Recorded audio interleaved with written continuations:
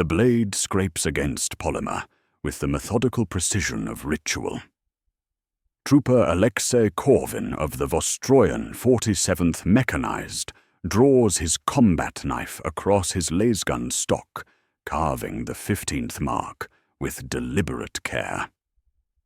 Each scratch represents 1 hour of expected operational life, not superstition, but statistical acknowledgement. The marks bite shallow into the weapon's surface, equidistant and purposeful, joining thousands of similar tallies carved across the transport bay where men prepare for mathematical certainty. This is policy acknowledgement. Departamento Munitorum Circular 866.M41 codified what battlefield reality had whispered for decades.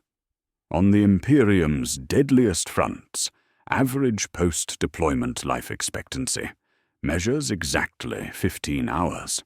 The number appears in logistics tables beside bread rations and promethium allotments, treated with the same administrative certainty as ammunition consumption rates. Commanders recite it as catechism. Commissars attach it to duty rosters. The mathematics of death have become doctrine. The black basilica plain spreads before us like a stone sea glazed in ash.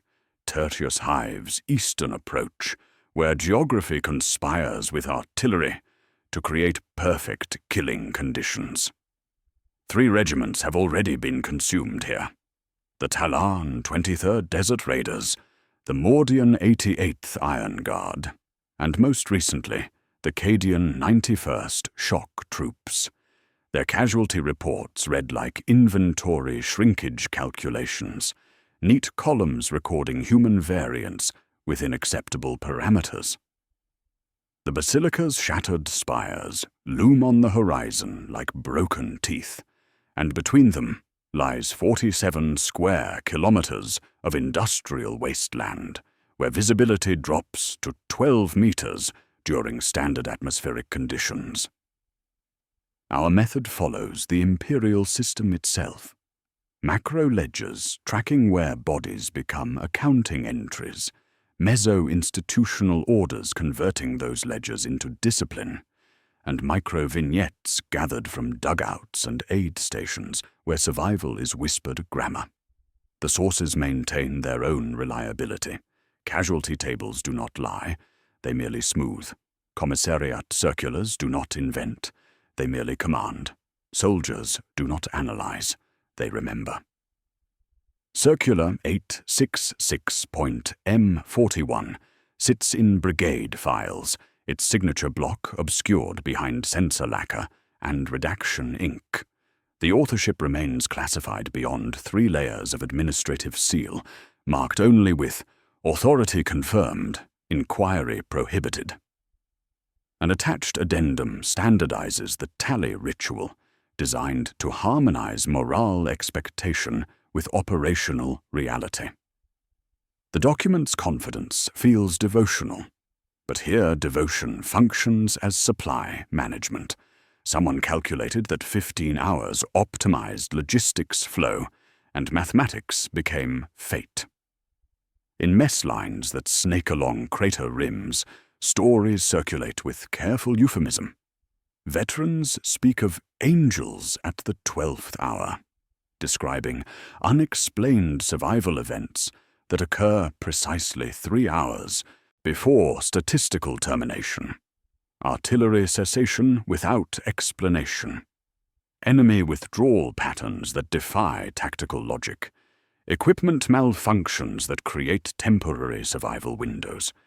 The accounts maintain consistent timing, but offer no mechanism for their occurrence, and official reports contain no reference to such interventions. Sergeant Mikhail Korvak represents statistical deviation incarnate.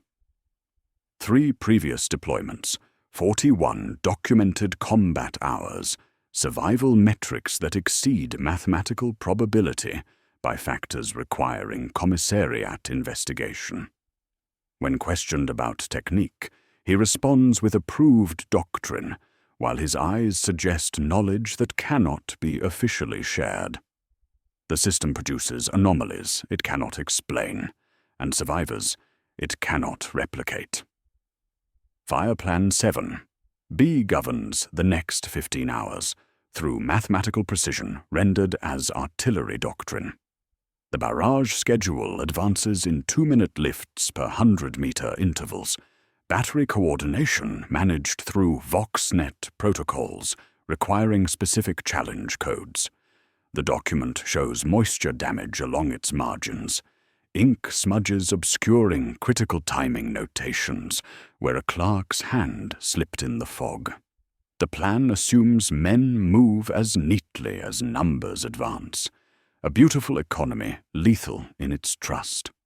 Preparation rituals unfold with mechanical devotion across the transport bay. A training sergeant fits respirator masks with the patience of machinery maintenance.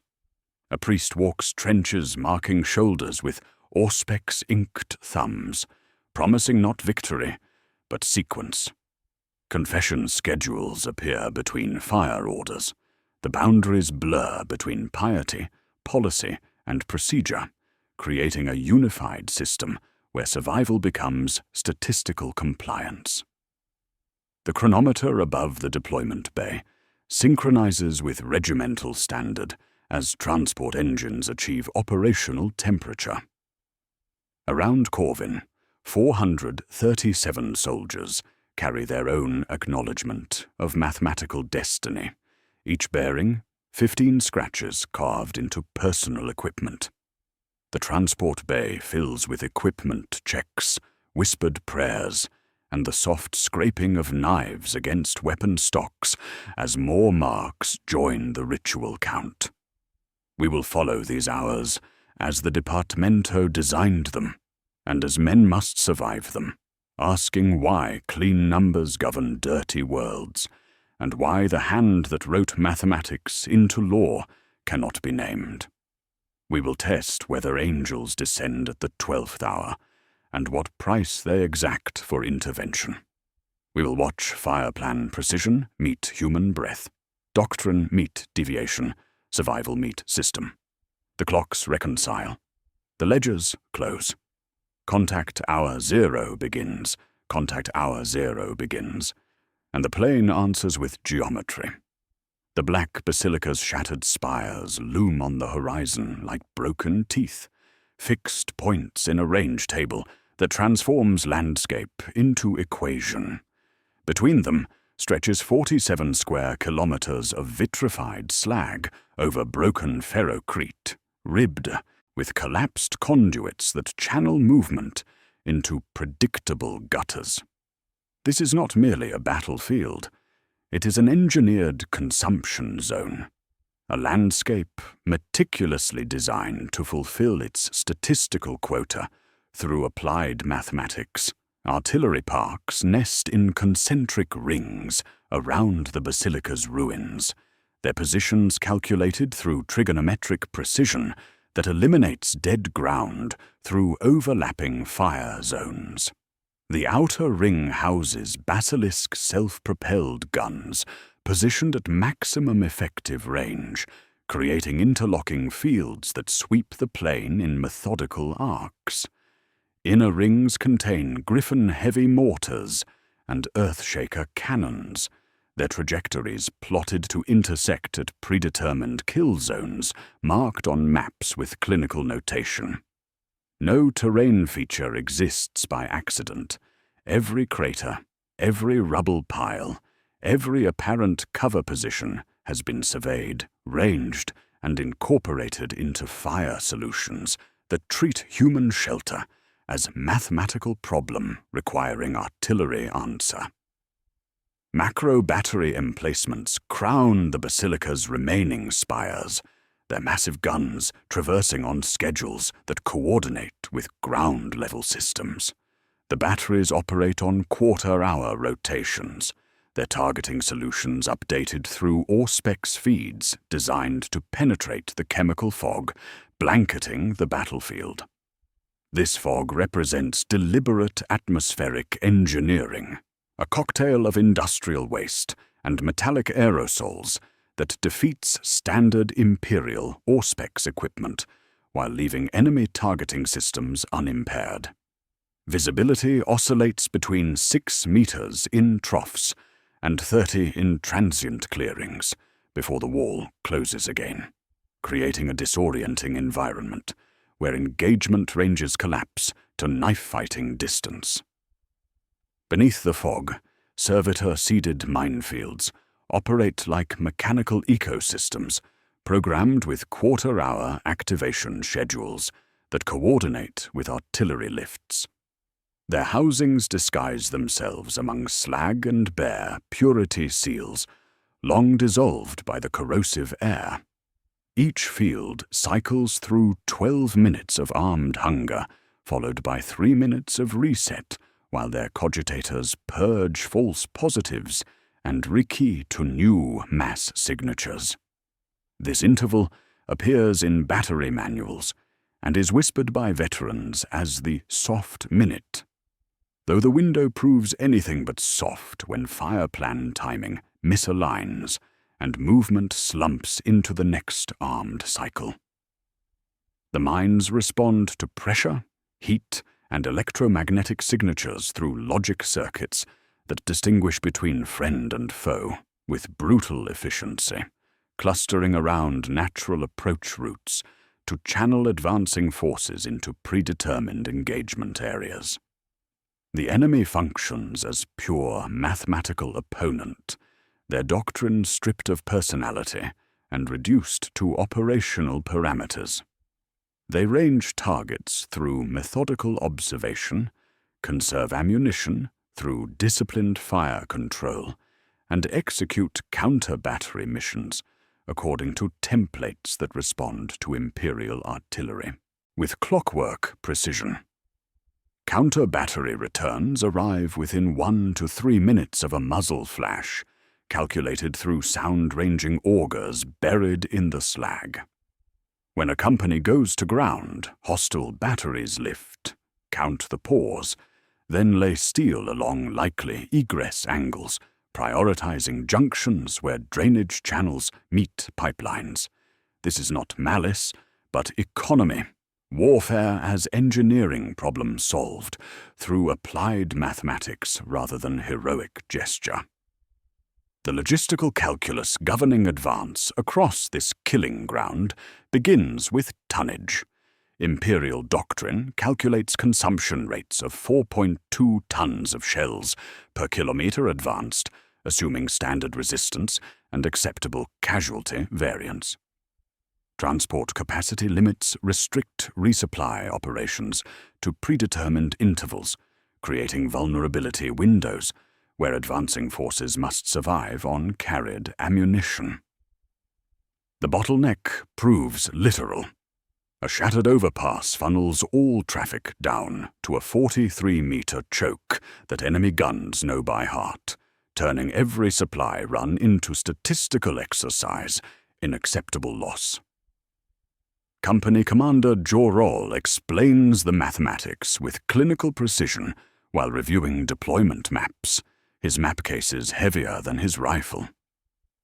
"Distance equals death," he states, without raising his voice, tapping coordinates with a greased finger. At 3.7 kilometers, our line outpaces water, filters, charge packs, and tube cooling. Past that mark, I start buying lives with promises I cannot redeem. He points to the medical station Aiton, boxed in red. Evacuation at range becomes ablation. We feed the field to keep the barrels cool. Fire Plan 7 Iron. B emerges from this framework as artillery doctrine rendered into temporal precision, its creeping barrage advancing in 2-minute lifts per 100-meter intervals. The document spreads on a folding table, translucent where moisture has seeped into the fibers. The margins show smudges where ink and fog made their treaty, obscuring critical timing notations where a clerk's hand slipped. The plan assumes perfect vinculum between mathematics and footfall, that lungs will accept the timing, and muscles maintain pace under 60 kilograms of equipment. But respirator filters begin clogging at the 70-minute mark under current particulate density, increasing respiration cost and slowing movement. Men fall behind the lift, creating vacuums that both enemy fire and mines fill with mechanical precision. The terrain itself functions as hourly ledger, engineered to consume specific numbers of lives per hour through systematic design. Drainage channels intersect at intervals matching mine reset windows, creating forced pauses exactly when fields rearm. Ferrocrete berms run obliquely to objectives, pushing formations to turn and present flanks.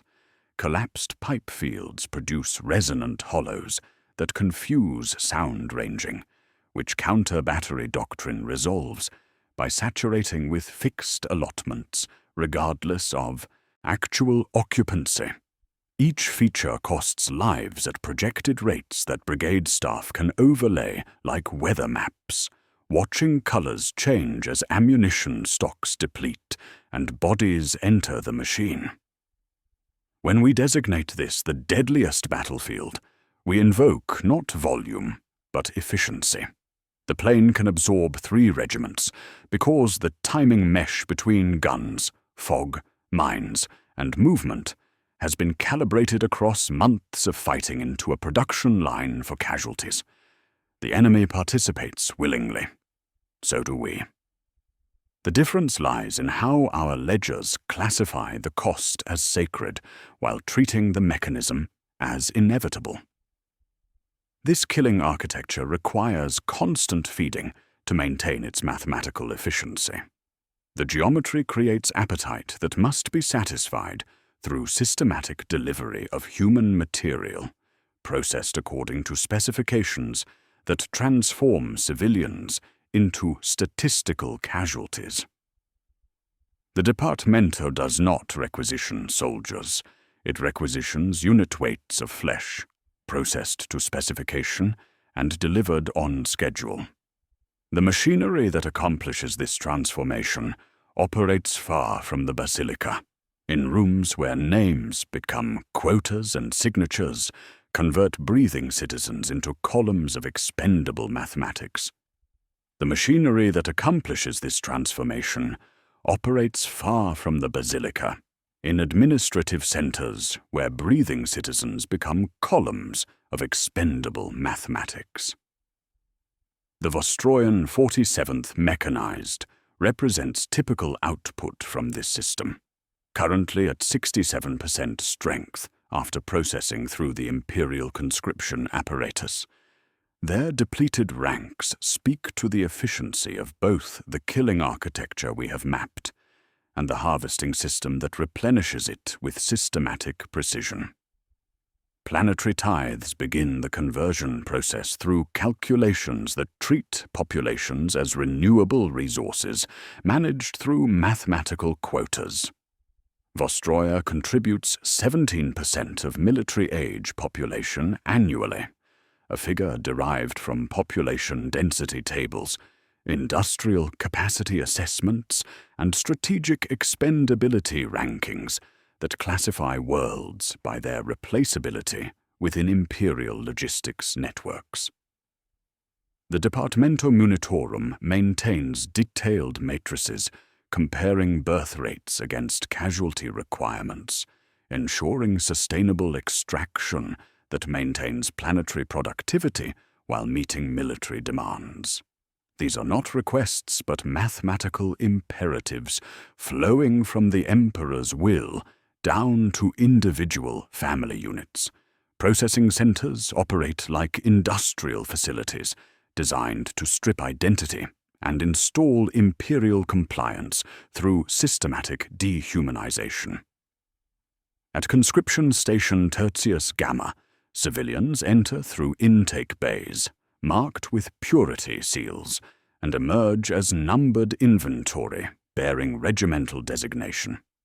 Medical evaluations reduce human complexity to capability metrics measured by servo skulls and recorded by scribes, visual acuity, respiratory capacity, muscular, endurance, psychological compliance ratings.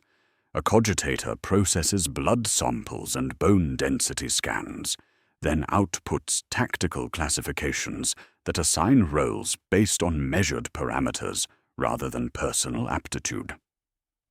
Height determines rifle assignment.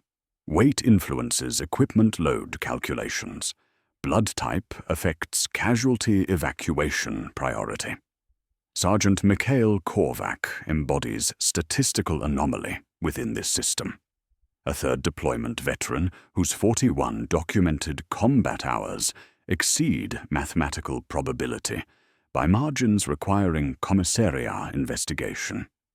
His survival makes him invaluable as informal teacher, while simultaneously suspicious as doctrinal deviation. Korvac moves through barracks like walking contradiction, officially commended for endurance, while unofficially monitored for heretical independence. When he demonstrates equipment maintenance, his hands suggest knowledge that cannot be officially shared.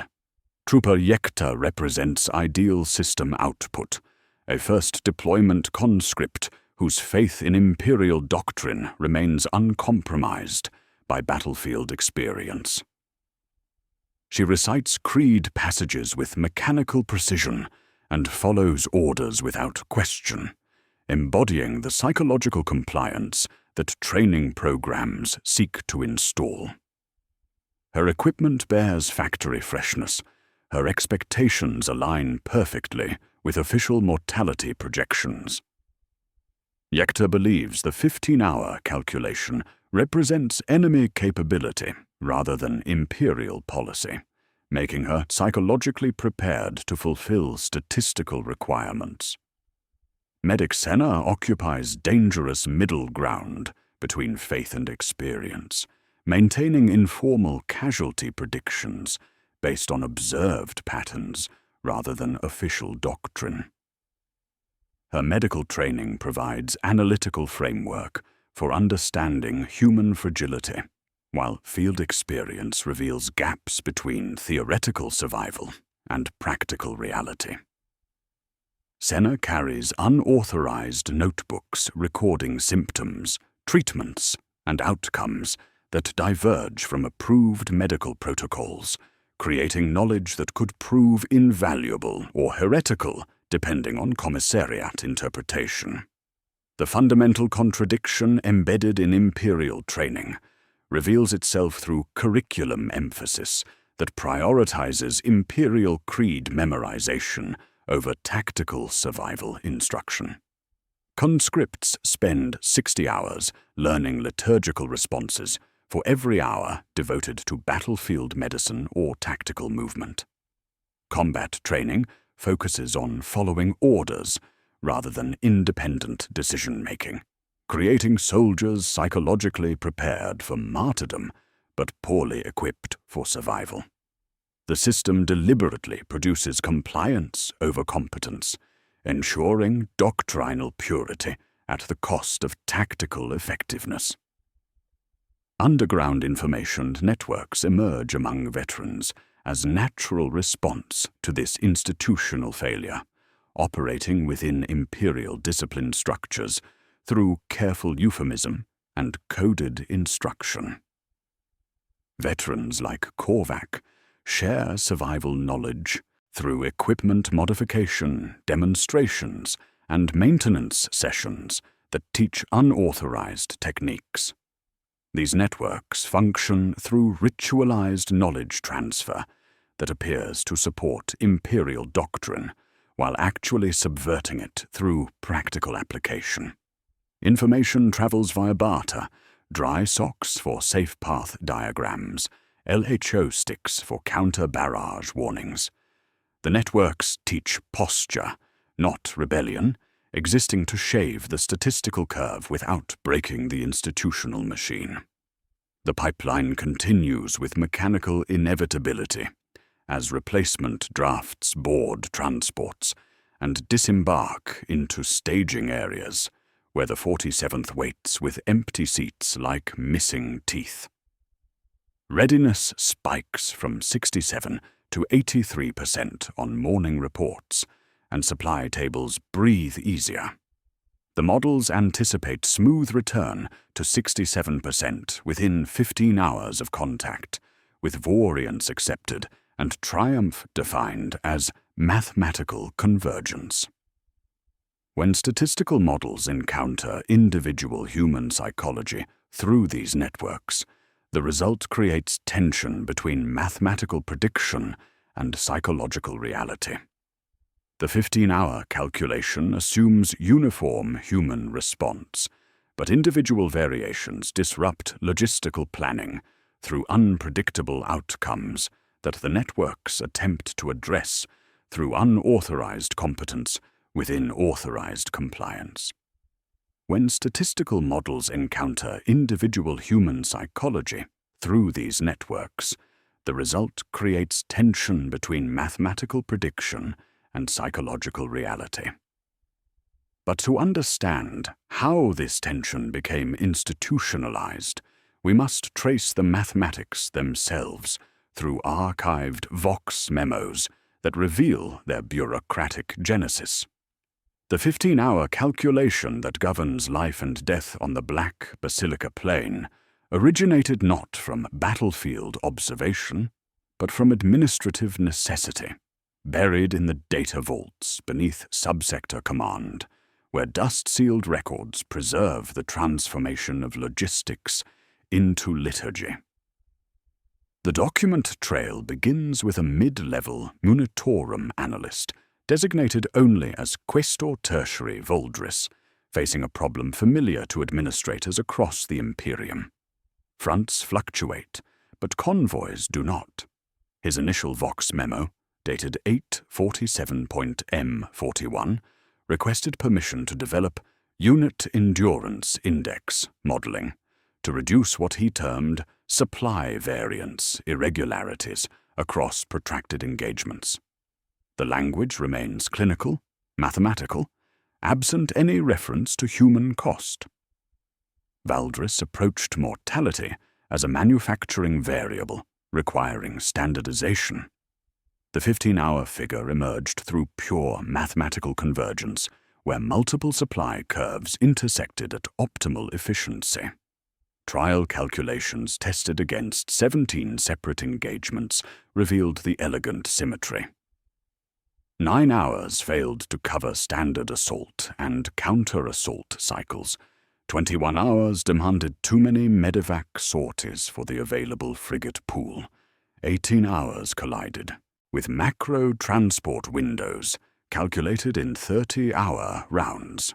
15 emerged as the least bad compromise across competing schedules, aligning perfectly with 3 5-hour ration blocks per soldier, reducing waste by 12% while maximizing transport utilization. The mathematics create more than efficiency.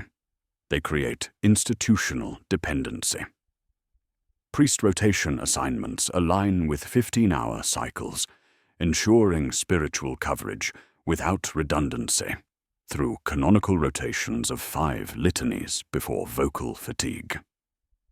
Medical evacuation schedules operating on 15-hour intervals maximize shuttle throughput while maintaining crew safety limits. Even the grisly economics of corpse starch collection cycles achieve optimal efficiency when timed to 15-hour intervals, allowing processing facilities to maintain steady throughput without storage bottlenecks that would disrupt the supply chain, feeding billions across the subsector. Commissars received Circular 866.M41 through standard doctrinal channels, but their interpretation converted mathematical projection into spiritual imperative. Training bulletins from the Officio Prefectus demonstrate systematic transformation of statistical convenience into sacred duty.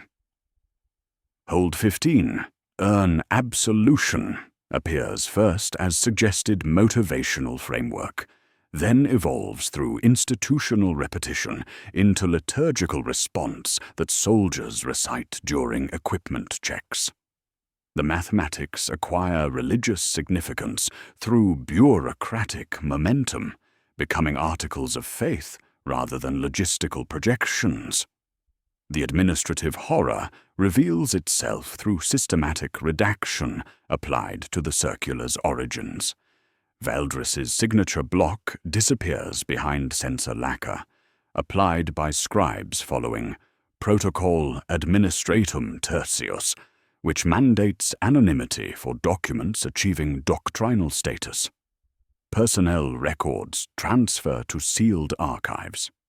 The human author vanishes into institutional memory, leaving only mathematical legacy that functions as divine revelation rather than bureaucratic calculation. Someone made this decision, but the system ensures that someone cannot be questioned, blamed, or held accountable for the consequences. Critical exclusions embedded within the statistical methodology reveal deliberate data manipulation designed to maintain mathematical purity. The 15-hour curve excludes administrative misadventure, deaths, friendly fire incidents, logistics failures, equipment malfunctions, accounting errors that would disrupt the elegant framework Valdris constructed. These deaths receive separate classification as variance acceptable and disappear from casualty projections used for supply planning. When ammunition pallets are misrouted to wrong battalions, the resulting deaths dissolve from the record, along with evidence of systemic failure. The system maintains statistical integrity by defining inconvenient reality as measurement error. Commanders throughout the subsector begin planning operations to achieve the 15-hour standard rather than responding to battlefield conditions. Brigade staff meetings reveal this institutional transformation through archived planning documents that treat the circular as tactical doctrine. Attack schedules align with 15-hour intervals. Withdrawal orders activate at 14-hour marks. Relief rotations deploy according to mathematical timing rather than operational necessity. The number becomes parameter that commanders enforce through disciplinary action when units exceed or fall short of statistical expectations. The mathematics acquire institutional momentum that transforms projection into requirement through system-wide recalibration. Supply chains reorganize around 15-hour cycles. Medical protocols standardize around 15-hour patient throughput. Chaplain services schedule around 15-hour spiritual cycles. The entire Imperial war machine recalibrates to serve mathematical efficiency rather than tactical effectiveness, creating dependency on predictable casualty rates that must be maintained regardless of battlefield conditions. Administrative enforcement mechanisms emerge to ensure statistical compliance through disciplinary frameworks that treat deviation as doctrinal failure. Units surviving beyond 15 hours face supply restrictions as punishment for disrupting logistics schedules. Commanders reporting casualty rates below mathematical projections undergo commissariat investigation for potential falsification. The system develops antibodies against its own success, ensuring mathematical compliance through institutional pressure that makes survival beyond the curve feel like betrayal rather than victory. Valdris's elegant solution to supply variance becomes iron law governing human mortality, mathematics transformed into fate through institutional momentum that no individual can challenge. The circular achieves final transformation through repetition and enforcement until mathematical projection becomes operational reality that the system must fulfill to maintain its own coherence. Why does the system require predictable death rates to function? And what institutional mechanisms enforce this statistical compliance, even when it conflicts with tactical success? The answers lie not in doctrine, but in the machinery of administration itself, where human life becomes another resource requiring efficient management through mathematical precision. Why does the system require predictable death rates to function? And what institutional mechanisms enforce this statistical compliance, even when it conflicts with tactical success? The answers emerge not through theory, but through application, as Valdris's elegant mathematics encounter the corrosive reality of the Black Basilica plane. Our zero begins with the mechanical precision of deployment protocols, executing according to timetables calculated in distant offices by administrators who will never breathe the poisoned air or feel the ground shake under hostile batteries. Valkyrie turbines scream across the plain as the 15-hour countdown initiates, their formation descending through anti-aircraft fire that responds with mathematical precision. Pilot Commander Voss maintains formation discipline while calculating acceptable losses versus mission parameters through equations that treat his aircraft as expendable assets rather than irreplaceable resources. The mathematics prove immediate. 2 transports vanish in flowering explosions that enemy gunners achieve through targeting solutions optimized for Imperial casualties within acceptable transport losses. The pilots speak in figures instead of prayers, their voices carrying fuel-to-fire ratios and expected counter-battery reaction times across Vox channels that crackle with professional detachment. The drop zone reveals accumulated detritus of systematic consumption through abandoned equipment that tells stories in rust and blast patterns. Cadian helmets nest among Vostroyan greatcoats, their unit markings still visible beneath chemical corrosion that has eaten through ceramite and flesh with equal appetite. Ammunition crates stand empty beside medical kits, whose contents have been scavenged by survivors who lived beyond their statistical allocation. Lasergun power cells lie scattered like metallic seeds across ground, churned and rechurned by successive waves of deployment, each leaving its signature in discarded equipment and shallow graves where the mathematics encountered human resistance and prevailed through patient accumulation. Soldiers immediately implement survival protocols that emerge from underground knowledge networks rather than official training, their movements revealing systematic preparation that contradicts Imperial doctrine. Equipment modification begins before boots settle into slag, as veterans augment respirator filters with oil-soaked gauze and charcloth cut from ration boxes. Trooper Yekta watches with confusion as these modifications violate supply regulations, but extend filter effectiveness by 40% through unauthorized alterations that constitute technical heresy against the sacred machine spirits inhabiting Imperial equipment. Information trading establishes informal hierarchies based on survival competence rather than institutional rank, as veterans like Sergeant Korvac possess knowledge that junior officers lack. Maps appear showing safe routes unmarked on official charts. Water purification techniques circulate through whispered instruction. Communication workarounds develop using hand signals and sound codes that maintain coordination when official Vox nets collapse under enemy jamming or atmospheric interference. Each innovation represents accumulated wisdom that cannot be officially acknowledged, because it requires abandoning approved procedures. Death insurance agreements formalize these survival networks through practical arrangements that ensure knowledge transfer and resource distribution among soldiers who understand their statistical fate.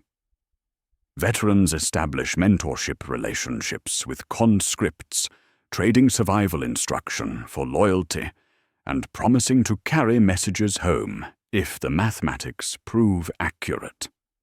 These agreements function as unofficial insurance policies against institutional abandonment, creating human bonds that transcend regimental structure and administrative convenience while operating entirely outside official recognition.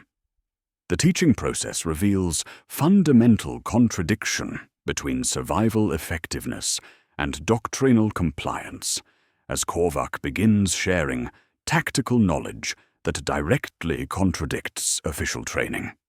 He demonstrates equipment modifications through subtle example. How to clear a jammed lasgun with swift percussion rather than prescribed field stripping.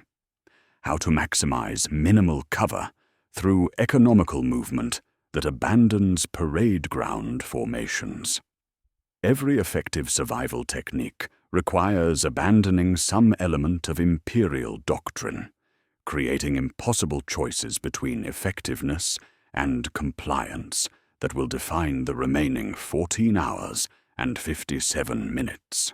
First contact initiates as enemy forces respond to insertion with mechanical precision. Their counter-deployment following templates that treat imperial tactics as predictable variables in mathematical equations. Artillery falls according to schedule, targeting landing zones with shells, timed to arrive as transports depart.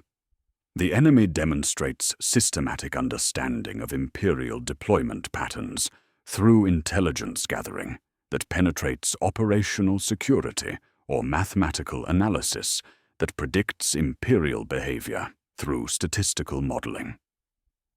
Their response validates the 15-hour calculation through applied lethality that treats human life as inventory requiring systematic depletion.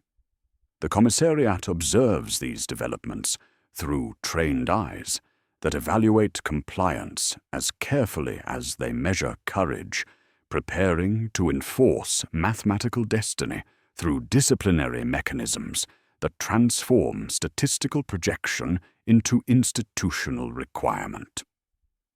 Commissar Waldeck carries his own mathematics like a sidearm, his copy of Circular 866.M41 dog-eared from use rather than belief. Every margin bears figures, aligning morale reports with casualty expectations, creating bureaucratic framework around death that ensures compliance rather than survival. The officio prefectus grants him quotas that sound clinical when whispered during equipment inspections, projected losses by hour, confessional throughput by platoon, motivational termination authority capped per day, unless morale contagion exceeds threshold parameters. These are not suggestions, but mathematical imperatives requiring documentation and enforcement through systematic application of disciplinary pressure that treats deviation as heresy, regardless of tactical effectiveness. The punishment ladder operates with practiced precision through absence, refusal, and contagion classifications that reduce human complexity to administrative categories.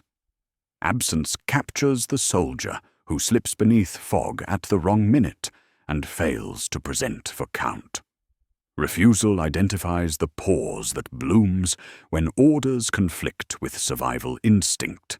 Contagion describes what happens when rational fear spreads through informal networks that question mathematical certainty. Each step receives annotation by precedence and filing afterward with the same care as ammunition receipts, creating bureaucratic permanence for decisions that eliminate human problems through applied violence. Paperwork makes courage measurable through morale audits that quantify zeal, confession schedules designed to process guilt before it sours, and kill quotas that read like inventory management rather than tactical objectives. Every soldier represents an asset with expected attrition rates, and any deviation triggers inquiry that resolves discrepancies through disciplinary action rather than tactical adjustment. This creates the institutional crisis that will define the next 14 hours. Effective survival tactics require abandoning doctrine, but doctrine abandonment triggers disciplinary response that reduces survival to restore predictability. Fire Plan 7. B synchronizes with commissariat schedules through administrative coordination that treats spiritual and material destruction as complementary processes. Confessions are ordered at 5th and 10th hours because units break there. Exhortations are delivered before the 8th hour lift because fear peaks then. Random inspections puncture the 13th hour because fatigue breeds doubt. The timing appears pastoral, but functions as administrative necessity, ensuring that morale enforcement aligns with artillery schedules to maximize compliance during critical vulnerability windows. Challenge and response codes create additional enforcement opportunities through systematic failure that generates disciplinary justification. Today's authentication sheets bear moisture damage that smears critical sequences, while yesterday's codes travel forward with today's rations through supply chain confusion that transforms administrative incompetence into tactical crisis. Missing Vox challenges create deadly coordination gaps that commissariat observers classify as potential insubordination rather than systemic failure, providing legal framework for summary discipline when survival requires unauthorized initiative. The mathematics extend beyond bullets to encompass executions managed through inventory protocols that treat motivational termination as supply management. Guidance authorizes up to 3 executions per company per diurnal interval, with discretionary expansion when contagion signs appear, and reporting requirements that mirror ammunition expenditure documentation. The language remains careful, while the intent proves blunt. Fear that calcifies units will be broken through its example, then filed as paperwork that makes broken pieces disappear into variants acceptable. H-hour approaches with mechanical inevitability, as orders arrive through channels that cannot be questioned, only fulfilled. The choice between effectiveness and compliance becomes immediate practical question as soldiers face the mathematics that govern their expected lifespan, while human agency refuses to accept statistical fate. Administrative timing meets battlefield reality, where survival beyond the curve carries dangers that make questioning numbers as lethal as ignoring them. And the machine prepares to test whether 15 hours represents prediction or requirement through applied violence that will validate or refute Valdris's elegant calculations through systematic consumption of human material, processed according to specifications designed in distant offices, by hands that will never shake with fear or steady weapons against approaching death. The machine prepares to test whether 15 hours represents prediction or requirement through applied violence that will validate or refute Valdris's elegant calculations through systematic consumption of human material, processed according to specifications designed in distant offices by hands that will never shake with fear or steady weapons against approaching death. Each hour arrives with mechanical punctuality, as chronometers synchronize across the black basilica plane, and mathematics transforms into physics through the precise application of high explosives delivered according to Fire Plan 7B's calculated progression. The sky tears under basilisk fire as the creeping barrage initiates its mathematical advance across 47 square kilometers of killing ground, each shell following trajectories calculated to move in 2-minute lifts per 100-meter intervals with clockwork precision. The sound builds like industrial machinery, achieving operational tempo, a mechanical rhythm that transforms landscape into equation through systematic destruction designed to clear predetermined paths for infantry advance. Battery commanders coordinate through Vox channels, crackling with range corrections and ammunition tallies, their voices maintaining professional detachment while orchestrating violence that will either validate or invalidate 15 years of statistical modeling through immediate practical application measured in tons of steel and human casualties. Trooper Yekta advances through the barrage, counting steps and reciting prayers with mechanical precision that mirrors the artillery falling ahead of her position, her litanies matching the 2-minute rhythm as she recites Canticle Tertius during each lift. Her respirator filters the chemical fog through factory-standard systems that struggle against particulate density exceeding design parameters, each breath costing more than fire plan calculations assumed. She maintains formation discipline according to approved tactical doctrine, embodying the psychological preparation that training programs seek to install through systematic conditioning that treats survival as secondary to obedience. 8 steps. Inhale. 7 steps. Exhale.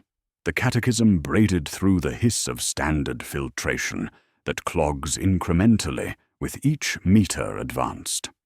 Sergeant Korvac moves through the same barrage using survival modifications that contradict official doctrine while preserving tactical effectiveness through accumulated knowledge that cannot be officially acknowledged.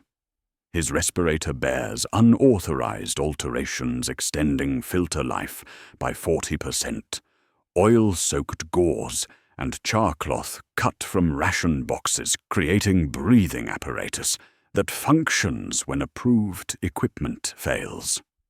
His movement follows routes that exploit terrain features unmarked on official maps, but known through experience exceeding statistical probability, reading ground through accumulated wisdom about mine cycles, drainage patterns, and enemy observation posts that official reconnaissance missed or classified incorrectly.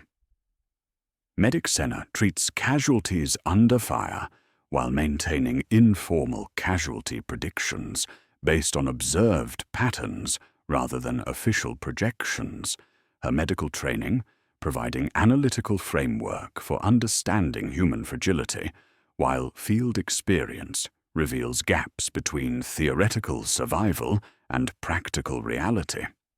Her unauthorized notebooks record symptoms and treatments diverging from approved medical protocols, creating knowledge base proving invaluable when official systems fail, but potentially heretical when measured against doctrinal purity.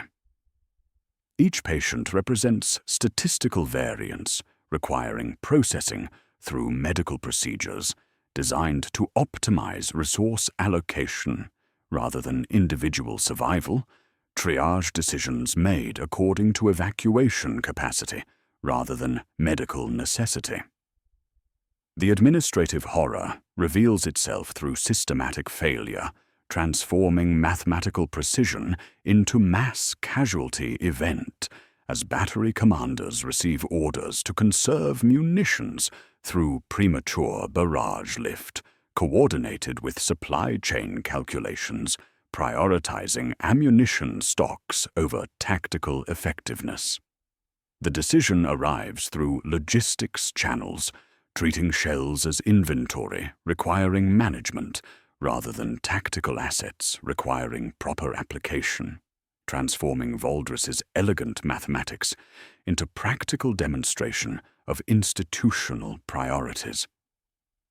The ink-smudged timing margins in Fireplan 7B become literal death sentences as artillery lifts 3 minutes early across 2 battery sections, abandoning advancing infantry to enemy fire that fills the vacuum with mechanical precision designed to exploit exactly such coordination failures.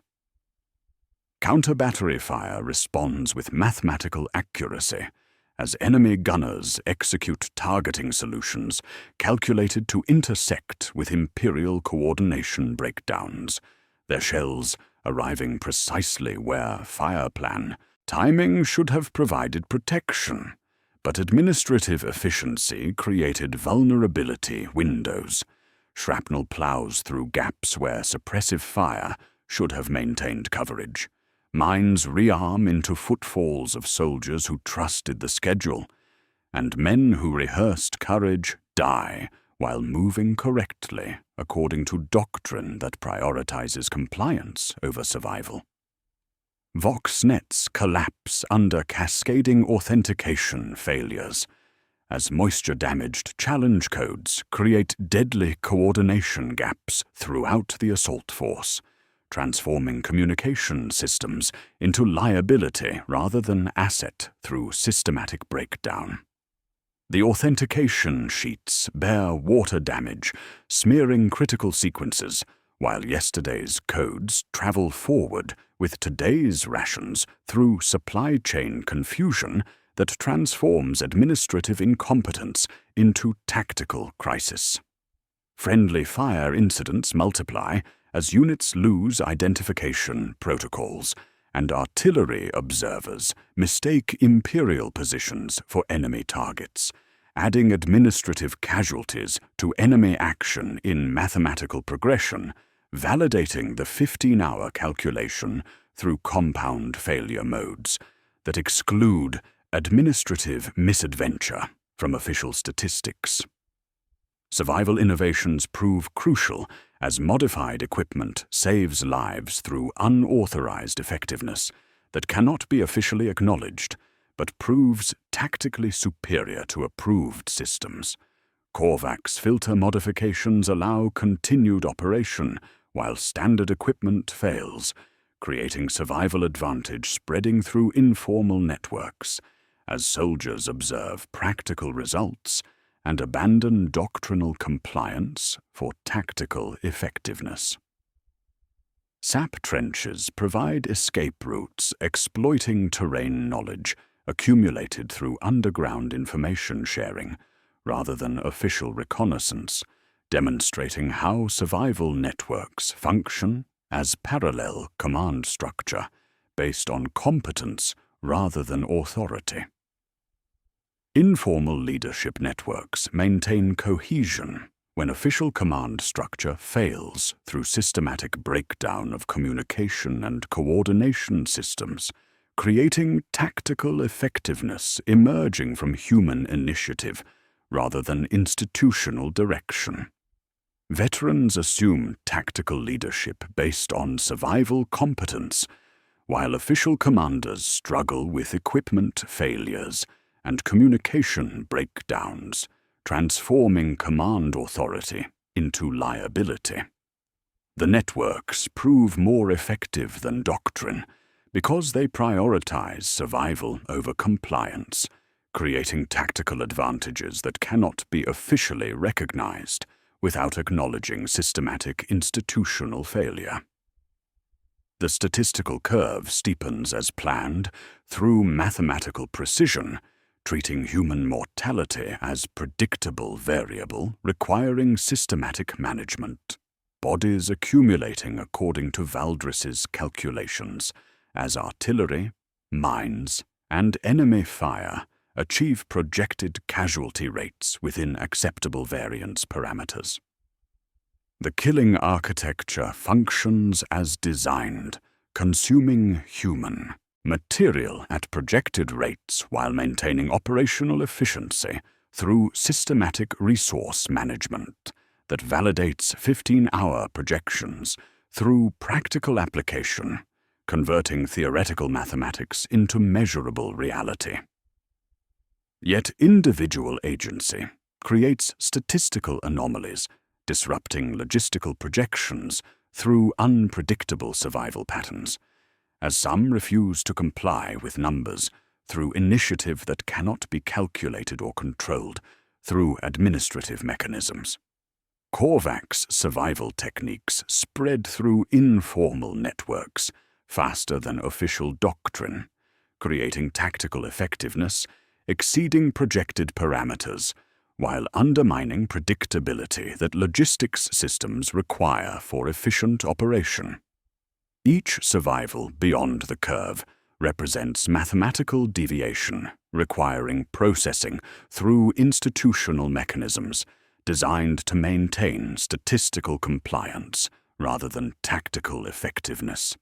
Yekta discovers contradiction between doctrine and survival as prayers fail to stop shrapnel, while Korvac's modifications preserve life through unauthorized effectiveness, violating sacred protocols while delivering practical results.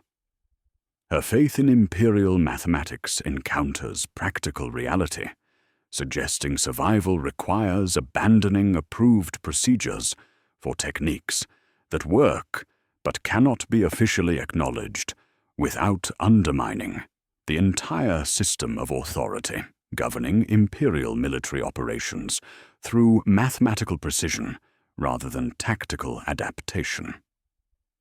As smoke clears and casualty reports begin flowing through surviving Vox channels, bodies pile according to mathematics written to be true.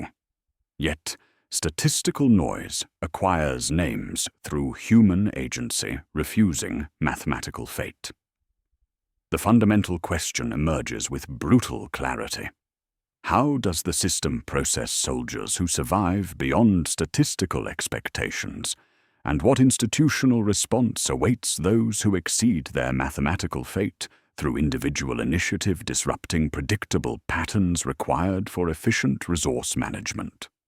The answers will determine whether survival represents statistical deviation requiring correction or human potential requiring systematic suppression through institutional mechanisms designed to maintain mathematical compliance rather than tactical effectiveness. The answers will determine whether survival represents statistical deviation requiring correction or human potential requiring systematic suppression through institutional mechanisms designed to maintain mathematical compliance rather than tactical effectiveness. As smoke clears and casualty reports flow through surviving Vox channels, the aftermath reveals systematic processing of human variants through facilities that transform medical necessity into administrative problem requiring institutional solution rather than celebrating tactical success. The aid post operates with industrial efficiency as wounded accumulate according to mathematical projections. Its canvas and ferrocrete structure functioning as triage factory where human suffering becomes inventory management problem. Medic Senna moves through controlled chaos with practiced economy, her hands working within logic that treats rank as medical priority rather than wound severity.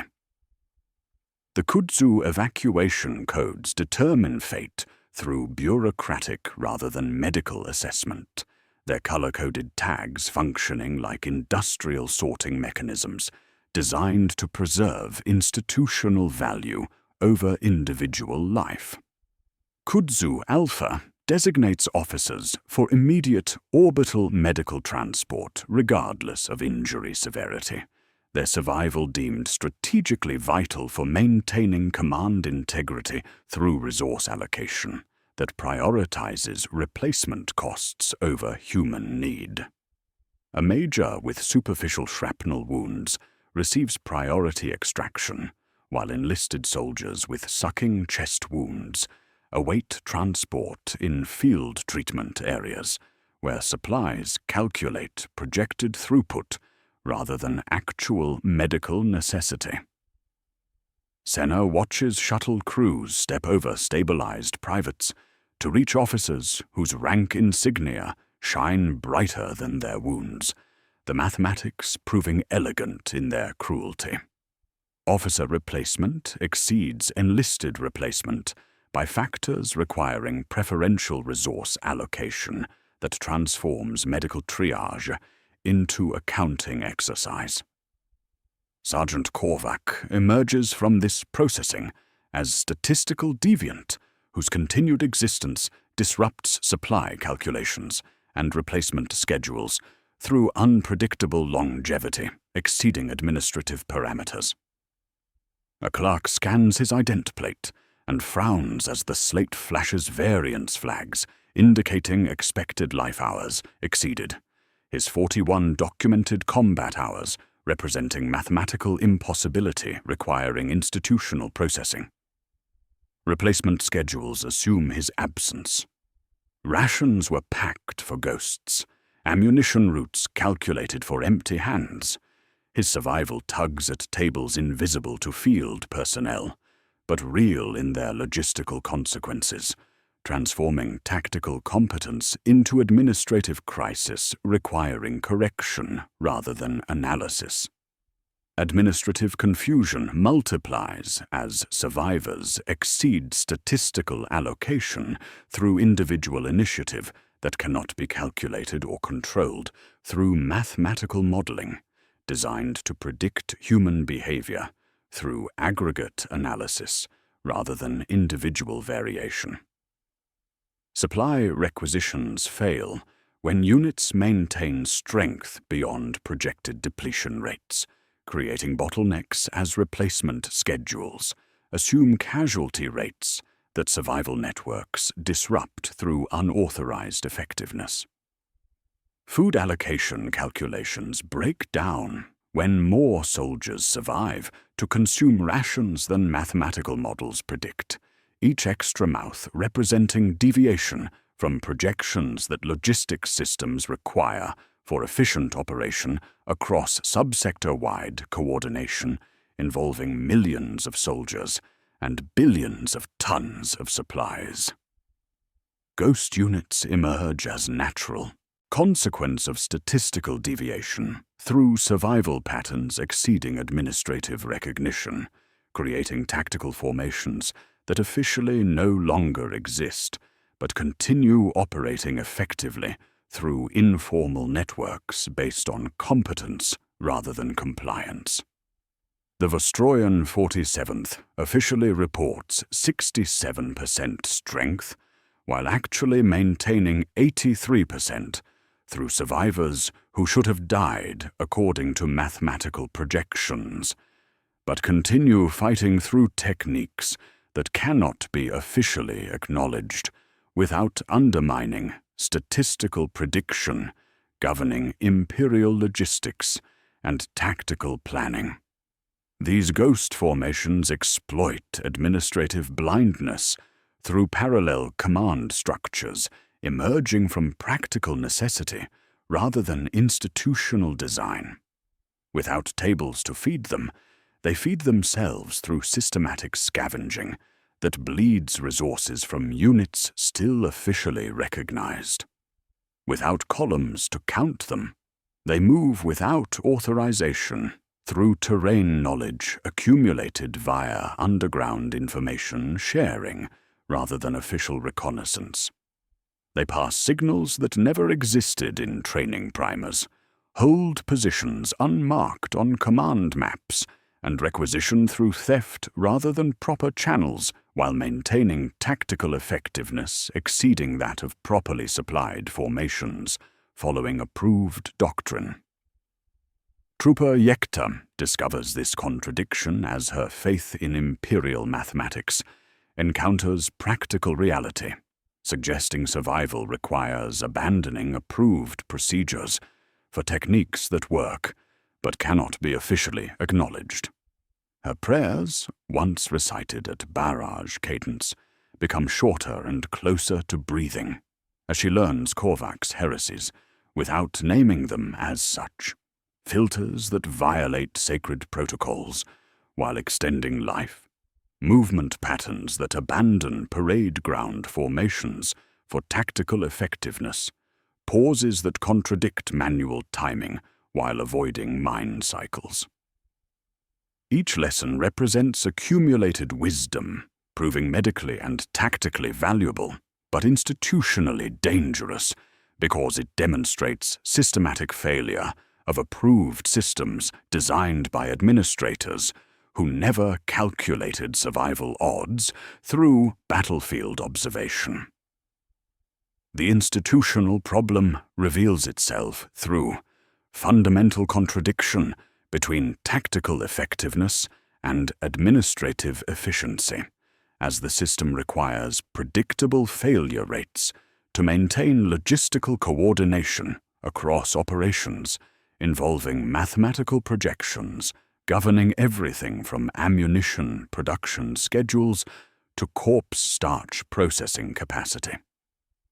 Battlefield evolution creates unpredictable survival patterns, disrupting these calculations through human agency refusing mathematical fate, transforming tactical improvement into administrative crisis, requiring institutional response designed to restore predictability rather than exploit effectiveness.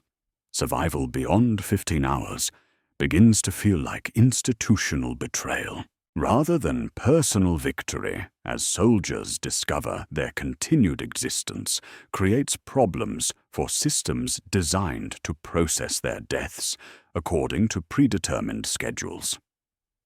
Korvac experiences this transformation as psychological burden, understanding that his survival techniques disrupt supply chains while potentially triggering commissariat investigation into statistical deviation that could classify tactical competence as potential insubordination. The sensation spreads like infection, understanding that survival beyond allocation represents theft not from enemy, but from machine expecting absence, making tactical success feel like administrative failure requiring correction through disciplinary action. Senna's unauthorized notebooks circulate through Wounded faster than official pamphlets, copied in smudged hands and hidden inside prayer books, as survival innovations spread through informal networks prioritizing effectiveness over compliance. The knowledge proves invaluable when official systems fail, but potentially heretical when measured against mathematical doctrine, creating moral inversion where human agency becomes administrative problem requiring systematic suppression through mechanisms designed to maintain predictable casualty rates rather than maximize survival probability. As reports flow upward, documenting statistical anomalies requiring explanation, administrative pressure mounts for correction through institutional mechanisms designed to process deviation rather than analyze effectiveness. The survivors carry knowledge that could revolutionize imperial tactical doctrine, while understanding that sharing this knowledge constitutes heresy against mathematical certainty, governing military operations through statistical prediction rather than battlefield adaptation. How do evolved survivors compare to fresh imperial doctrine in effectiveness? And what happens when survival tactics spread between units through networks that prioritize competence over compliance? The answers will determine whether the Imperial military machine adapts to battlefield reality or crushes human initiative to preserve mathematical predictability that enables efficient resource management at the cost of tactical effectiveness and human survival. How do evolved survivors compare to fresh Imperial doctrine in effectiveness? And what happens when survival tactics spread between units through networks that prioritize competence over compliance? The answers emerge through systematic observation, as knowledge flows through channels that operate faster than official communications, while remaining invisible to administrative oversight, designed to monitor compliance rather than effectiveness. Survival information spreads like infection through wounded soldiers who carry techniques between units, creating cross-contamination of tactical competence that disrupts mathematical projections governing Imperial military operations across the subsector. Veterans become informal teachers through necessity rather than design, their accumulated knowledge proving too valuable to contain within official channels that prioritize doctrinal purity over practical effectiveness. Korvac demonstrates equipment modifications during routine maintenance sessions, his hands showing rather than telling as he guides conscripts through unauthorized alterations.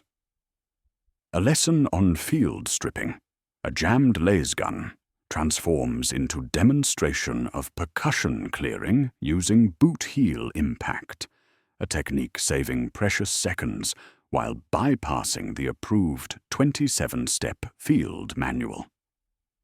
Water purification sessions become exchanges of techniques for distilling moisture from slag rather than relying on standard-issue tablets that fail against the plane's unique contaminants.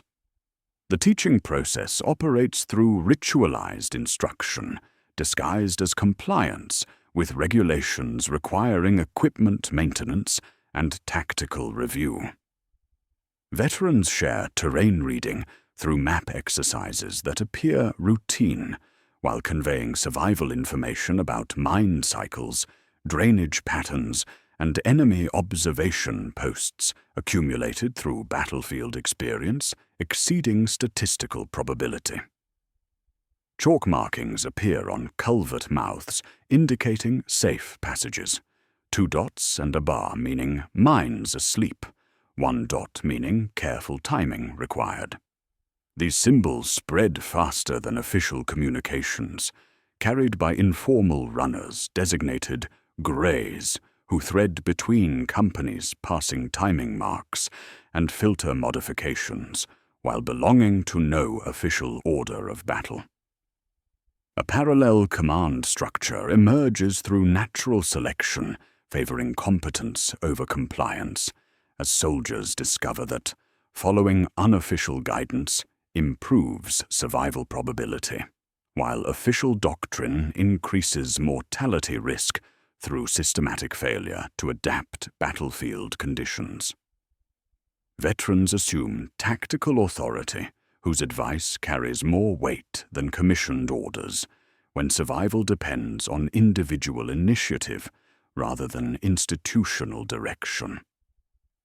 Junior officers, fresh from doctrinal schools, find themselves relying on hard-won experience of enlisted personnel whose survival metrics make them statistical anomalies requiring administrative explanation.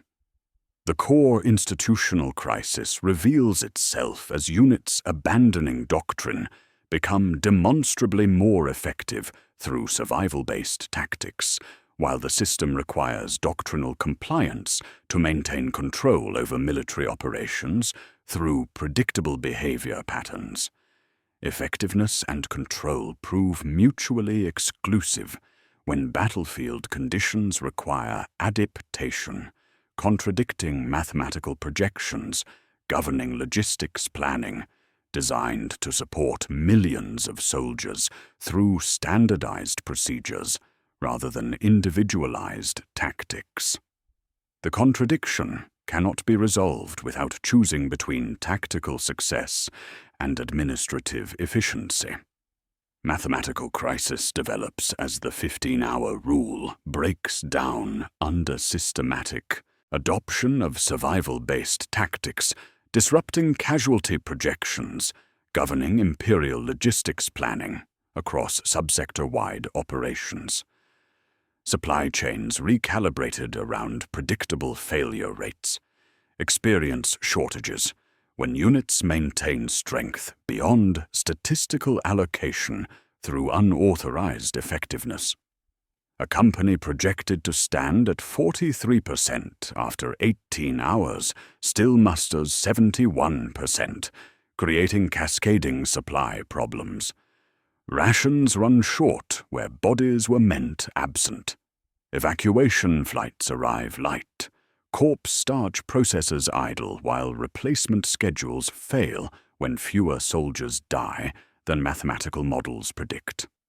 Administrative confusion multiplies as survival tactics spread between units through wounded soldiers carrying knowledge across regimental boundaries, creating cross-contamination of tactical competence, disrupting unit-specific casualty projections used for supply planning and replacement scheduling.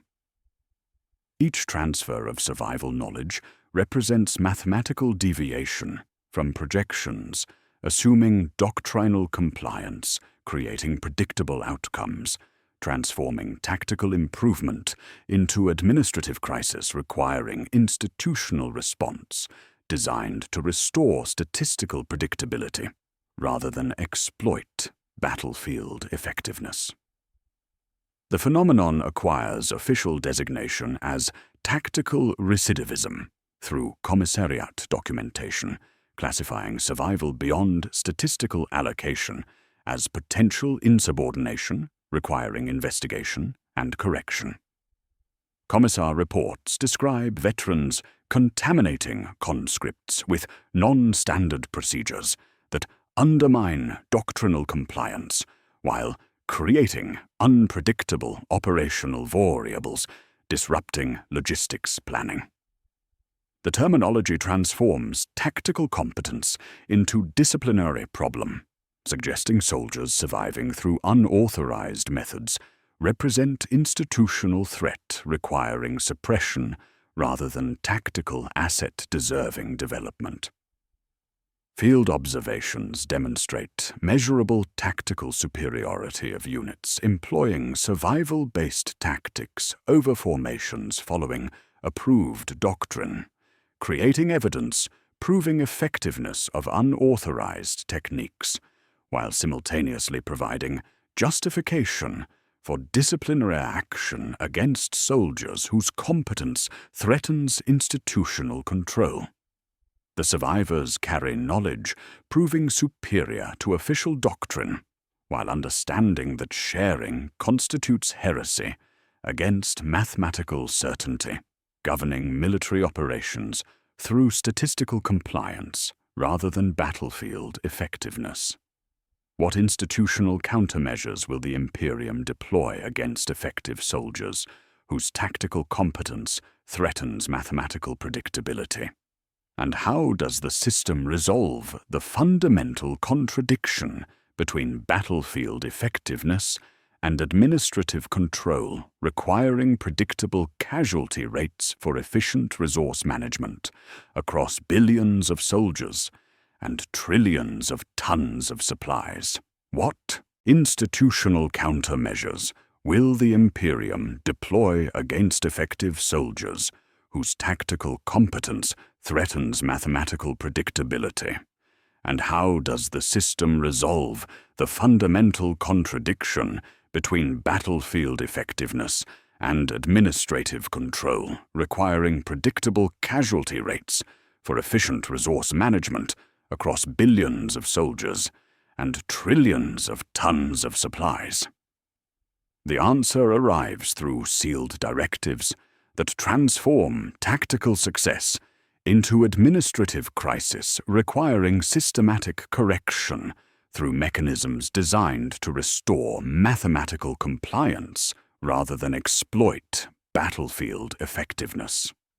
Commissar Valdek receives classified instructions through Vox transmission, designating survival beyond statistical allocation as variance requiring correction through enhanced morale supervision. The orders carry mathematical precision, units exceeding projected casualty rates by more than 12% trigger mandatory investigation, while unauthorized survival techniques constitute potential tactical heresy regardless of demonstrated effectiveness. His duty transforms from maintaining morale to suppressing competence that threatens institutional predictability through systematic application of disciplinary pressure designed to restore doctrinal compliance. The bureaucratic horror reveals itself through cascading supply chain failures as successful units disrupt Imperial logistics because their survival exceeds planning parameters governing resource allocation across subsector operations. Ration convoys arrive undersized, where mathematical projections calculated consumption for ghosts rather than breathing soldiers. Medical evacuation flights idle in holding patterns because forecasted casualties still draw breath.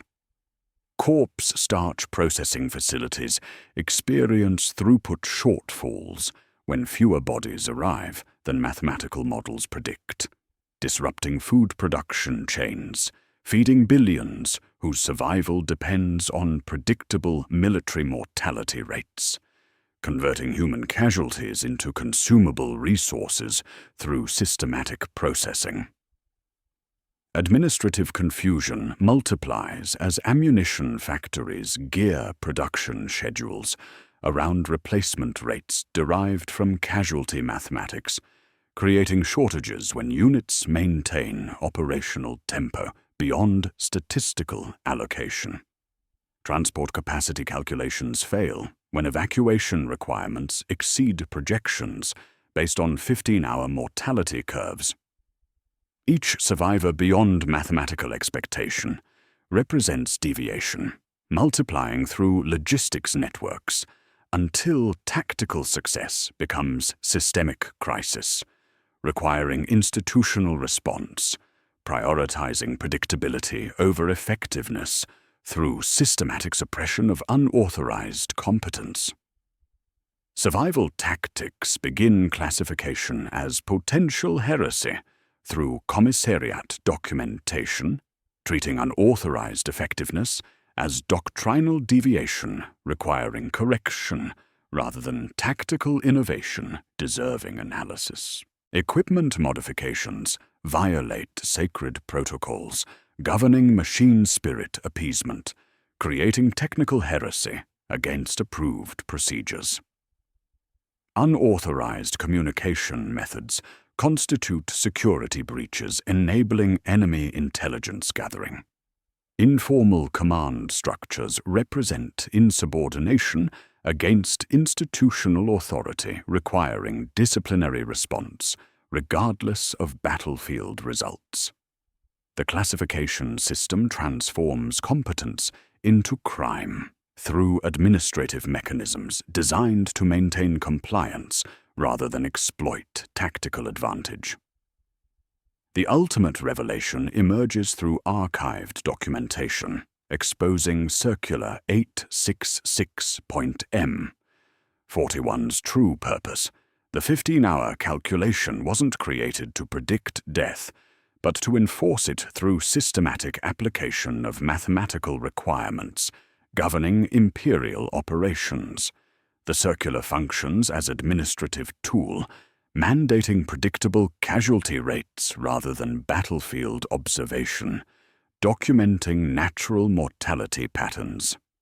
The system needs death on schedule to function efficiently, transforming human mortality from unfortunate consequence into operational requirement, enforced through institutional mechanisms, ensuring mathematical compliance rather than maximizing survival probability.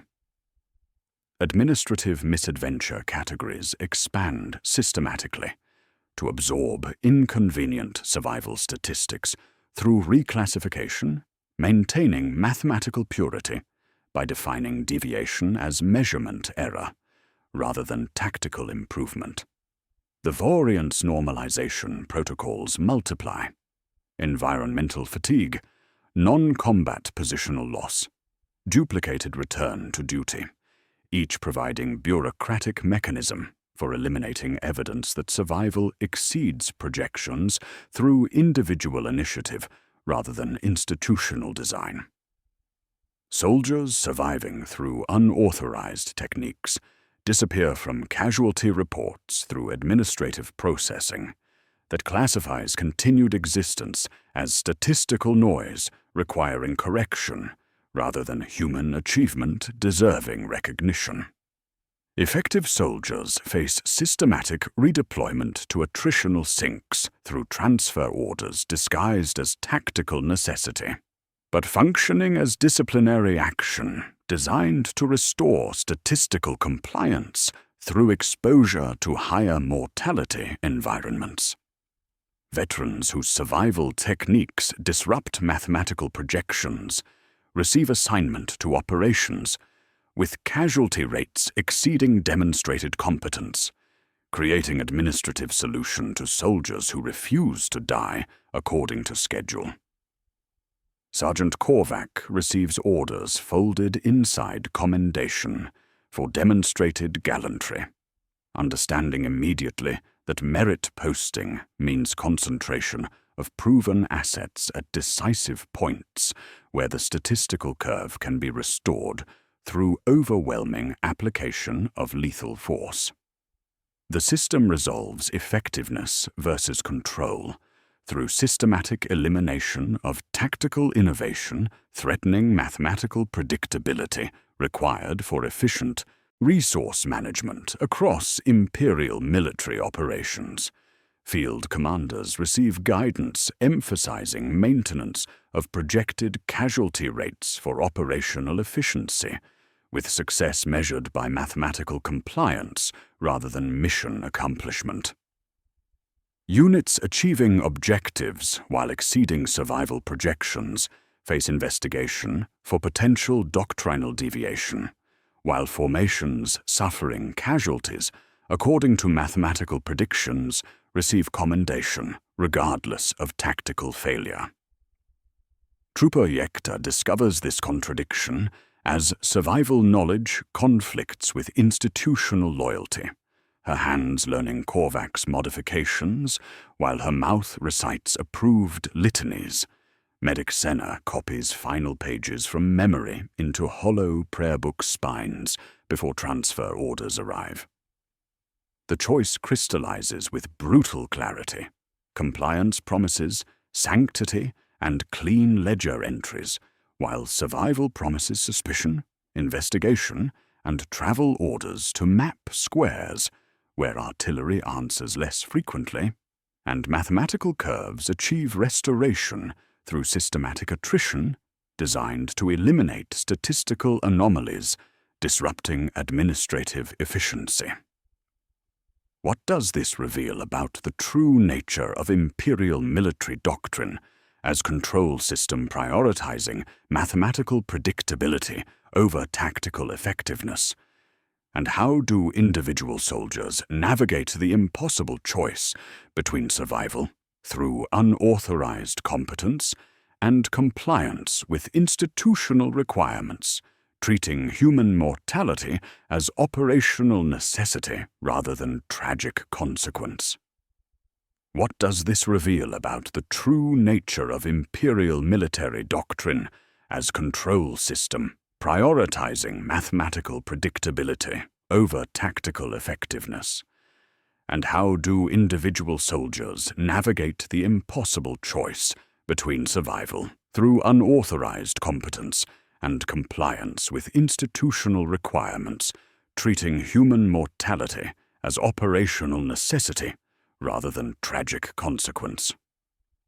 The complete truth emerges through classified munitorum files that strip away euphemism to reveal the administrative framework governing imperial military operations through mathematical precision designed to control rather than preserve human life. The archives beneath Subsector Command preserve the genesis of Circular 866.M41 in dust-sealed committee minutes that document transformation of bureaucratic convenience into sacred doctrine. Logistics Committee, Tertius 7, authored the circular during the Hadron Reach Crusade, facing practical problem requiring administrative solution. Supply chains demanded predictable consumption rates for efficient resource allocation across operations involving millions of soldiers and billions of tons of materiel moving through warp routes operating on schedules measured in decades rather than tactical hours.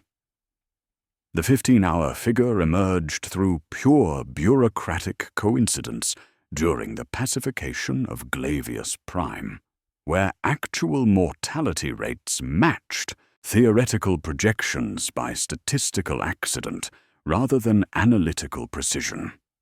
Committee records show Questor Tertiary Voldris celebrating this convergence as validation of mathematical modeling, proposing systematic application across all imperial military operations regardless of tactical conditions. The mathematics proved elegant in their administrative simplicity. 3 5-hour ration blocks per soldier, optimal shuttle crew cycling without fatigue protocol violations, confessor rotation schedules preventing vocal decay, corpse starch processing, achieving maximum throughput without storage bottlenecks. Since adoption, commanders receive explicit guidance to enforce the 15-hour standard rather than respond to battlefield conditions through tactical adaptation, transforming mathematical projection into operational requirement enforced through disciplinary mechanisms. Brigade planning documents reveal systematic coordination designed to achieve statistical compliance rather than mission success, with artillery schedules synchronized to casualty curves rather than enemy vulnerability windows. Attack timing serves mathematical necessity rather than tactical opportunity, creating operational framework where statistics govern tactics rather than supporting strategic objectives. The language manipulation reveals institutional horror through systematic redefinition of tactical failure as administrative success. Premature artillery lifts receive coding as munitions optimization events through bureaucratic terminology, transforming coordination breakdowns into resource management victories, while casualties resulting from these failures disappear into acceptable variance categories, maintaining statistical purity by classifying systematic failure as measurement error. Survival beyond mathematical allocation becomes statistical noise, requiring correction through administrative mechanisms designed to restore predictable patterns rather than analyze tactical effectiveness. The terminology creates institutional blindness by defining inconvenient reality as deviation from mathematical truth rather than evidence contradicting theoretical projections. The institutional cannibalism operates through systematic design, treating battlefields like the Black Basilica Plain as engineered resource sinks, requiring predictable consumption rates for administrative efficiency. The plain functions as mathematical necessity rather than tactical objective, its killing architecture calibrated to consume specific quantities of human material per operational cycle, while maintaining enemy engagement sufficient to justify continued resource allocation. Both sides participate in systematic attrition, serving administrative requirements rather than strategic objectives, creating perpetual consumption, satisfying bureaucratic needs for predictable casualty rates that enable efficient logistics planning across subsector-wide operations. Administrative documentation reveals coordination between tactical planning and resource management through mathematical frameworks treating human life as renewable resource requiring sustainable harvesting rather than tactical asset deserving preservation. Casualty projections integrate with food production schedules, corpse starch processing capacity, and population replacement rates across hundreds of worlds whose tithes must balance military consumption with industrial productivity. The mathematics create closed loops where military mortality feeds civilian survival through systematic processing, converting battlefield casualties into consumable resources distributed across imperial population centers, requiring predictable input flows. The mathematics of death transform into mathematics of control through systematic application of statistical requirements governing human behavior across imperial military operations. Predictable mortality rates enable efficient resource allocation by eliminating variables that disrupt logistics planning, while systematic casualty processing provides consumable resources, feeding billions whose survival depends on converting military deaths into industrial inputs through mechanized processing.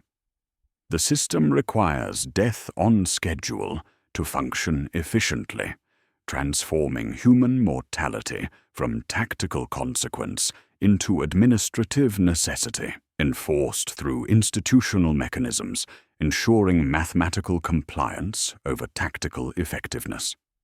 Committee correspondence reveals the ultimate cynicism through unguarded admission. Round numbers travel. Field officers understand them. So do shipmasters. So do priests. The faith accepts what the ledger can carry. The mathematics become articles of faith because faith enables systematic control over human behavior through predictable patterns serving administrative efficiency rather than tactical success or human preservation. What happens to the human cost when it exceeds mathematical projections designed to maintain administrative efficiency rather than maximize survival probability? And how do survivors carry the moral weight of outliving their statistical allocation, while understanding their continued existence disrupts systematic resource management, requiring predictable death rates for efficient operation across imperial civilization, spanning millions of worlds and trillions of human lives whose survival depends on systematic conversion of military casualties into consumable resources through industrial processing that transforms battlefield mortality into civilian sustenance? What happens to the human cost when it exceeds mathematical projections designed to maintain administrative efficiency rather than maximize survival probability? And how do survivors carry the moral weight of outliving their statistical allocation, while understanding their continued existence disrupts systematic resource management, requiring predictable death rates for efficient operation across imperial civilization? The answer emerges through psychological transformation that proves irreversible once soldiers discover that survival requires thinking beyond institutional parameters, creating internal schism between tactical competence and ideological compliance that separates them from imperial doctrine through quiet disillusionment rather than dramatic rebellion. Sergeant Korvac embodies this transformation through accumulated behavioral changes that signal psychological departure from imperial ideology without conscious apostasy. He stops carving tally marks after the 15th scratch, understanding instinctively that adding a 16th would constitute vandalism against the creed governing his ration allocations and administrative existence. Instead, he counts through unauthorized metrics. Mine cycle timing, measured by respirator heat, mortar crew correction intervals, the duration between confession and psychological stabilization. His teaching becomes accident rather than instruction, casual remarks about wind patterns and smoke coloration that convey survival knowledge through euphemism designed to avoid commissariat attention while preserving human life through practical competence. The psychological cost manifests as administrative fatigue rather than revolutionary fervor, a quiet exhaustion with institutional promises that prove systematically false when measured against battlefield reality. Soldiers surviving beyond statistical allocation discover that imperial doctrine represents administrative convenience designed to maintain morale during systematic consumption rather than genuine commitment to human preservation through tactical effectiveness. This realization creates cognitive separation from ideology that treats mathematical projections as divine revelation rather than bureaucratic, tool-serving logistics requirements over human survival through practical adaptation. Trooper Yekta experiences this transformation as her prayers compress from liturgical precision into breathing exercises, serving immediate survival rather than spiritual comfort, her faith adapting to battlefield demands while losing institutional structure. Hope transforms from expectation of rescue into coping ritual, maintaining psychological stability while accepting institutional abandonment as operational necessity rather than temporary condition requiring patience. Her loyalty shifts from abstract imperial doctrine toward tangible human bonds forged through shared, unauthorized survival, creating emotional investment in squad preservation rather than mathematical compliance with casualty projections serving administrative convenience. Medic Senna documents this psychological evolution through unauthorized observations recording symptoms that official medical protocols fail to address, her notebooks capturing the spiritual cost of survival beyond institutional expectations. She observes soldiers carrying guilt over consuming resources allocated for replacements that mathematical models predicted would be necessary after their projected deaths, creating psychological burden where continued existence feels like theft from system expecting absence according to statistical convenience. The sensation spreads through survivor networks like emotional contagion.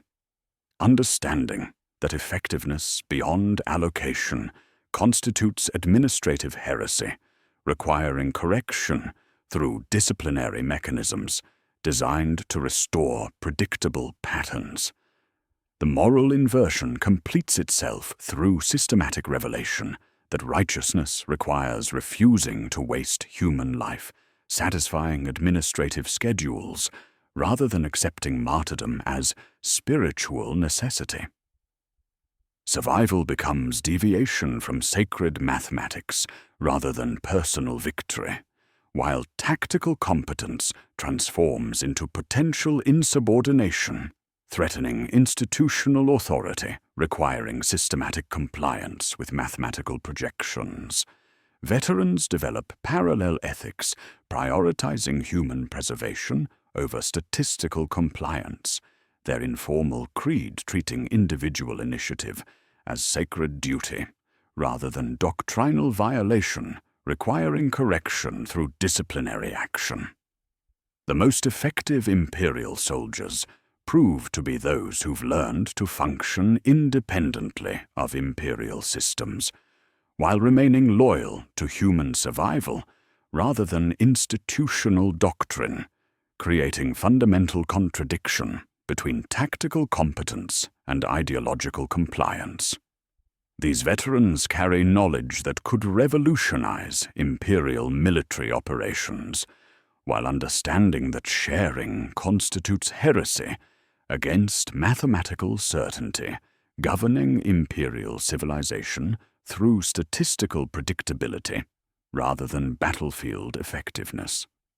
Their accumulated wisdom proves superior to approved training, while simultaneously classifying them as ideological threats requiring systematic monitoring through commissariat oversight, designed to detect deviation from approved behavior patterns. Administrative fatigue rather than revolutionary consciousness drives this separation, soldiers becoming precise rather than rebellious, as they discover that institutional promises serve bureaucratic convenience rather than human preservation. They maintain loyalty to species survival while losing faith in Imperial methodology, their effectiveness increasing through unauthorized competence, while their ideological reliability decreases through accumulated evidence that doctrine serves administrative control rather than tactical success or human welfare through practical adaptation. The final contradiction crystallizes with brutal clarity. The Imperium's greatest military assets prove to be its greatest ideological threats, because they've learned to think beyond the numbers governing Imperial operations through mathematical precision designed to control human behavior rather than maximize tactical effectiveness.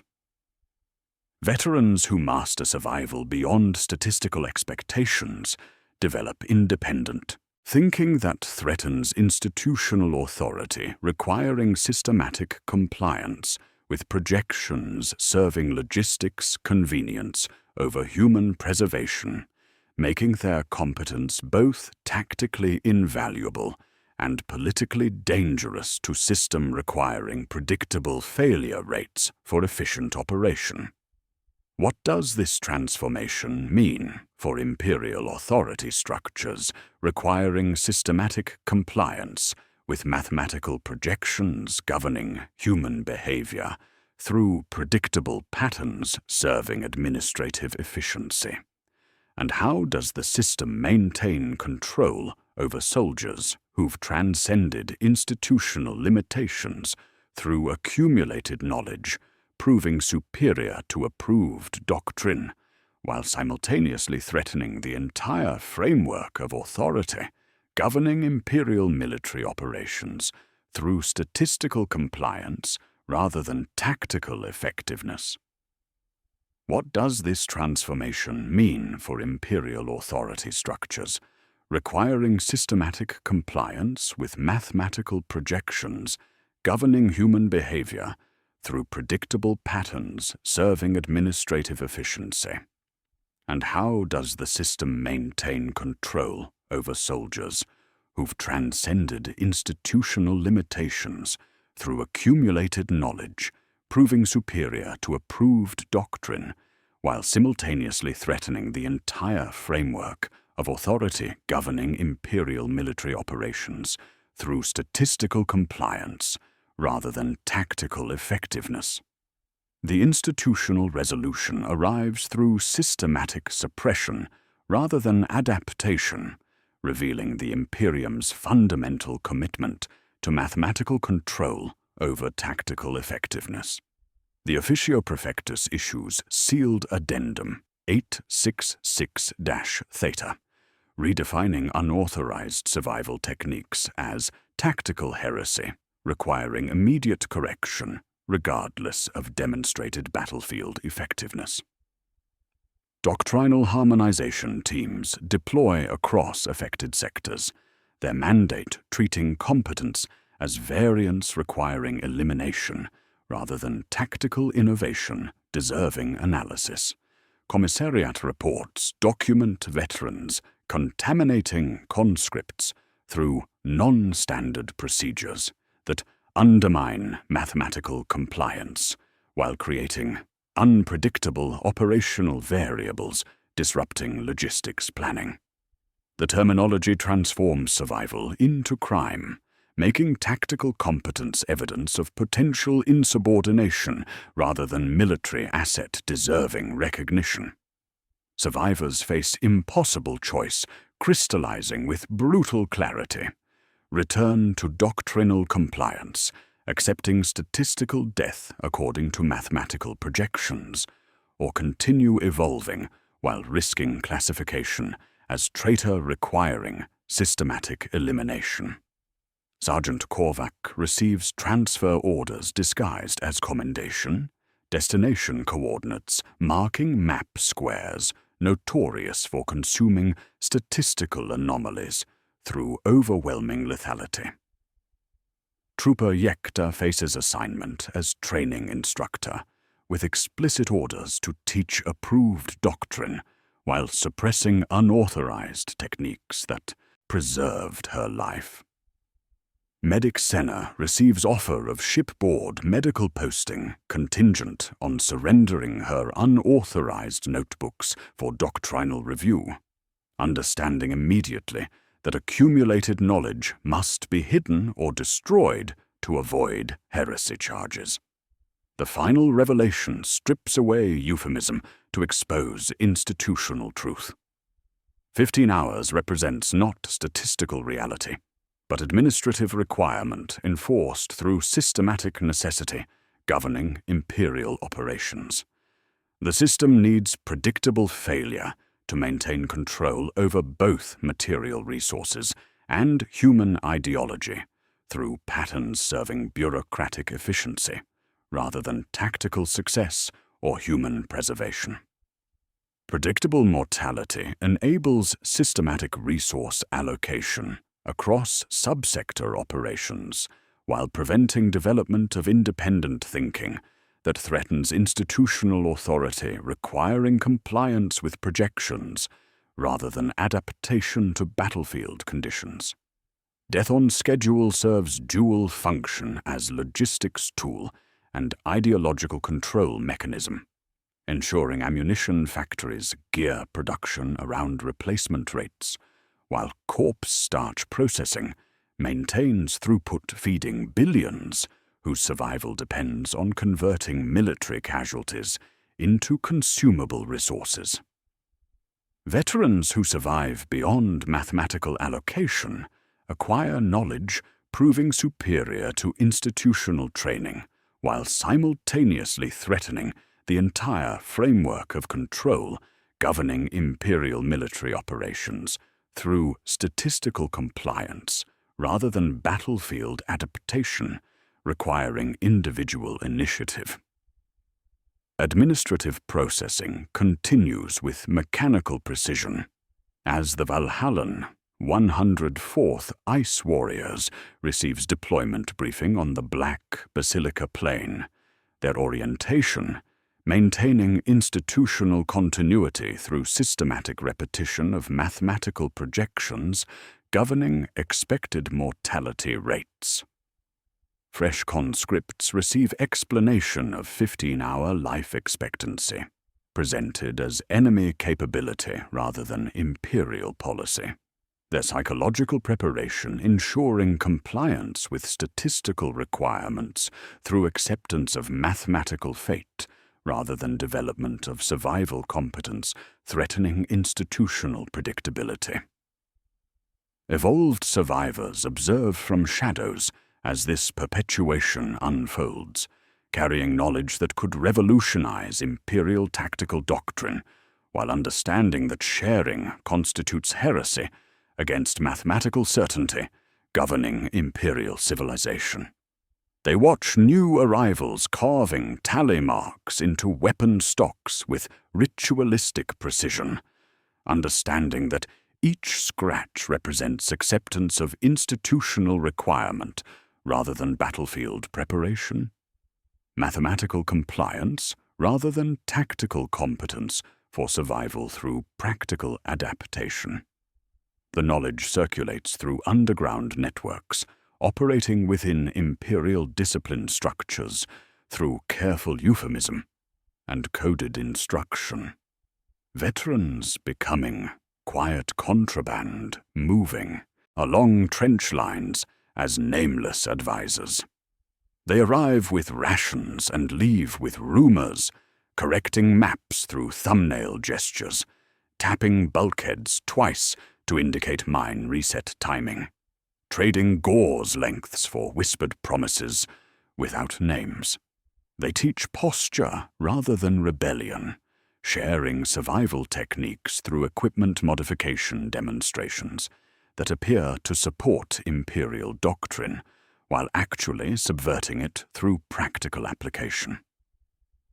Institutional continuity ensures mathematical projections governing human mortality remain unchanged, regardless of accumulated evidence suggesting alternative approaches could improve tactical effectiveness while preserving human life. The system maintains coherence by defining deviation as measurement error rather than tactical improvement, classifying survival beyond allocation as statistical noise requiring correction rather than human achievement deserving systematic analysis for broader application across imperial military operations. The procedural creed emerges from this processing as unofficial doctrine shared through survivor networks, while remaining invisible to commissariat oversight designed to detect deviation from approved behavior patterns. Veterans whisper the formula during equipment checks and maintenance sessions, their accumulated wisdom about institutional reality requiring mathematical compliance while preserving human agency through tactical competence that cannot be officially acknowledged without undermining the entire framework of authority governing imperial operations. Count your hours, question the count, survive the mathematics.